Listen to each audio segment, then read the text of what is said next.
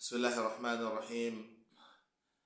الحمد لله على إحسانه والشكر له على توفيقه وامتنانه، وأشهد أن لا إله إلا الله وحده لا شريك له تعظيما لشانه، وأشهد أن محمدا عبده ورسوله الداعي إلى رضوانه الهادي إلى إحسانه، وصلى الله عليه وعلى آله وأصحابه وأعوانه وسلم تسليما كثيرا كثيرا. Mas bado, prezados irmãos e prezadas irmãs, assalamu alaikum wa rahmatullahi wa barakatuh. Então, para concluir, chegando aqui ao fim destas respostas que estou aqui a tentar dar àquele vídeo do nosso mufti Ahmed Darwish, em que falava sobre a lua de Arafah e porque é que sim pode haver Arafah no dia diferente. Então, eu queria, para concluir, e indo àquele exemplo que ele deu aqui no final, e ele pergunta, na verdade, as pessoas dizem, ele diz assim que as pessoas fazem uma crítica aos seguidores da lua local, que vocês é que estão a dividir, porque é que estão a dividir? Então ele se rebate esta crítica. No entanto, esta crítica tem a sua razão de ser, ela deve sim existir, essa crítica está bem, é uma crítica assertiva, porque na verdade o que causa a divisão é exatamente esta limitação inexistente no Sharia. Esta limitação, não é, de dividir, como demonstramos aqui, que não tem razão de ser, e que a Sharia, na verdade, ela vem para unificar a nossa comunidade, não é, muçulmana. Então nós somos uma só nação, um só grupo, uma só nação, então uma mesma entidade, entre aspas, né? Então a nossa identidade é uma. Nós somos todos ummatan wahida, como Allah subhanahu wa ta'ala diz. Os versículos do Coran, os comandos de Allah não respeitam fronteiras que foram criadas há pouco tempo. As nossas fronteiras, esses limites que nós ouvimos, países, foram criados na era colonial.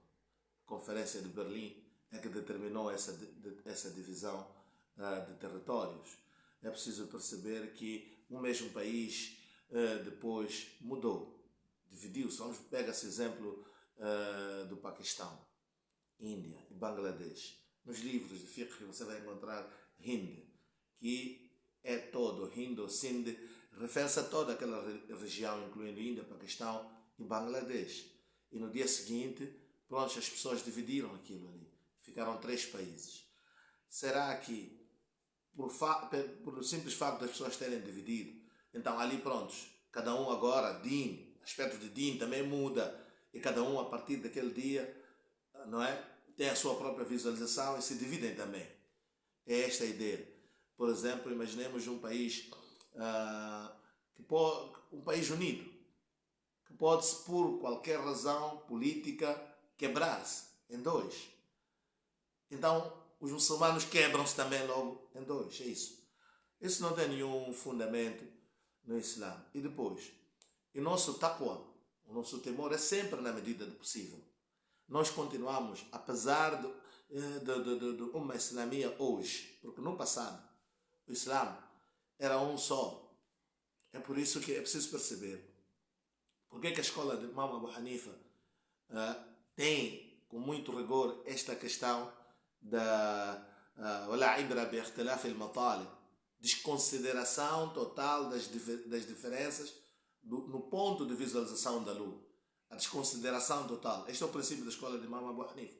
É porque aquela escola, o madhab de Imam Abu Hanifa, é o madhab que mais serviu, que mais foi usada como posso dizer, pelo sistema judiciário do Khilafa, que fazia parte do sistema, vamos lá dizer, judiciário do Islã, do Estado Islâmico na era dos Khulafa, né, na era em que o Islã estava unido, de Khilafa, era principalmente a escola de Imam Abu Hanifa. E é por isso que em todos os manuais desses aimas sempre vem esse aspecto.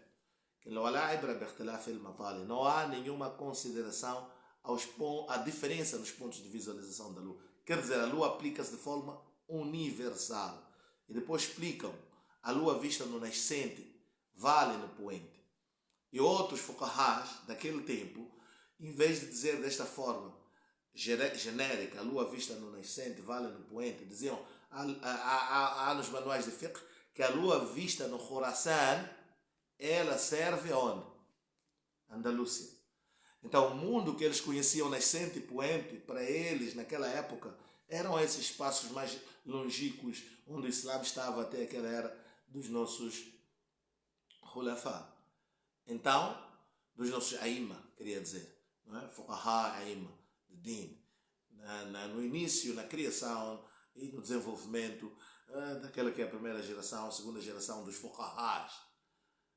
Então, eles entendiam que a lua vista no nascente serve no poente. Isto está nas escolas de Imam Abu Hanifa. Então, a visão do Islã é genérica. É a sua aplicação de forma geral. É que sumu li ru'yatihi, jejuai todos vós. Sumu é ordem para todos.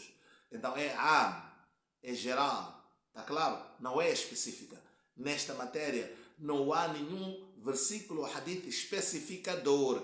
Só existem versículos de forma geral. Sumu li ru'yatihi. Depois, waftiru li ru'yatihi, jejuai ao avistar a lua. Quem não diz quem jejua de quem, não há nenhuma condição, simplesmente ao avistar. E o avistamento da lua também, ele é apenas de forma incondicional, mutlaqan. Então temos aqui as fontes, am wa mutlaq. Os ulamás, aliás, vão entender isso com muita facilidade. É am, o que significa é genérico. Não é khas, não é específico, não há nenhum especificador. Portanto, é para aplicação ampla. É um comando amplo para todos. Então, qualquer diretriz que saia ali, sai para todos. Waftiru li ru'yatihi, quebrem na mesma condição, todos vós. Tá? E depois diz o quê? Idha ra'aytum, ao avistardes. Então, ru'ya, o avistamento, a visualização da lua, ele é o quê? Incondicional, mutlaq. Esse é o termo usado pelos fuqaha. Vão ver, reparem, o Sul Shashi, o Mufti Saab vai ver no Sul Shashi, primeiro capítulo do Sul Shashi, entenda bem aquele capítulo, Bahthul Khas wal Am. E nós estamos aqui na questão do Am. Não há nenhum especificador. E depois, para especificar um versículo do Coran ou do Hadith, você tem que trazer ou do Coran ou do Hadith algum argumento, uma prova. E isso não acontece. E nós vimos que Hadith de Quraib, na verdade, em nenhum momento aquele Hadith fala sobre lua local. Muito pelo contrário. Aquele Hadith reitera, por isso que se diz que a interpretação deve ser feita de forma sistemática.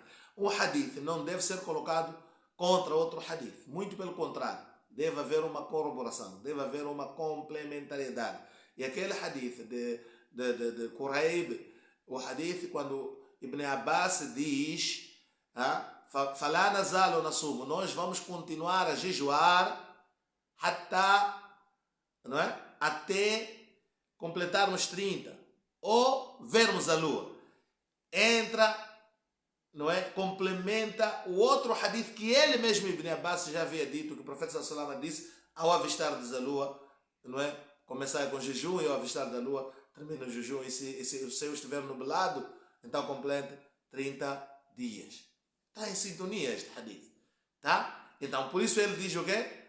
Lá, hakadha amarana Rasulullah. Não, nós não vamos desconsiderar a nossa visualização, porque é assim, o profeta que nos ordenou jejuar com a vossa visualização.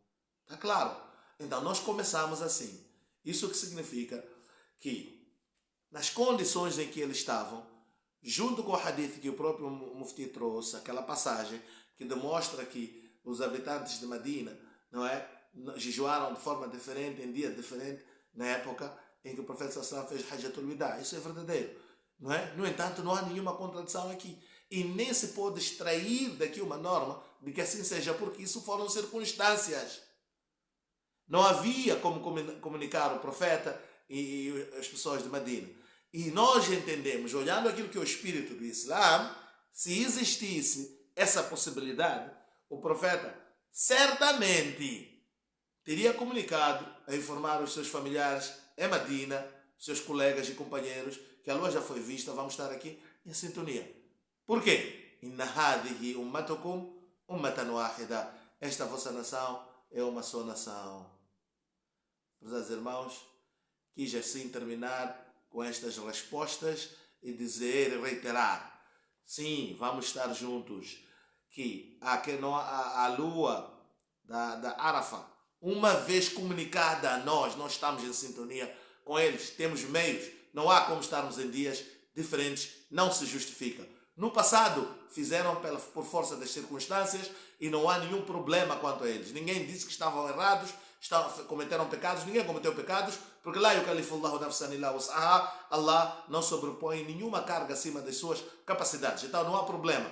Eles fizeram, estavam naquelas, não tinham meios. Hoje nós temos meios, não há como fazermos isso. Fattaqullaha mastata'at, temei Allah subhanahu wa ta'ala na medida das vossas capacidades. وآخر دعوانا أن الحمد لله رب العالمين.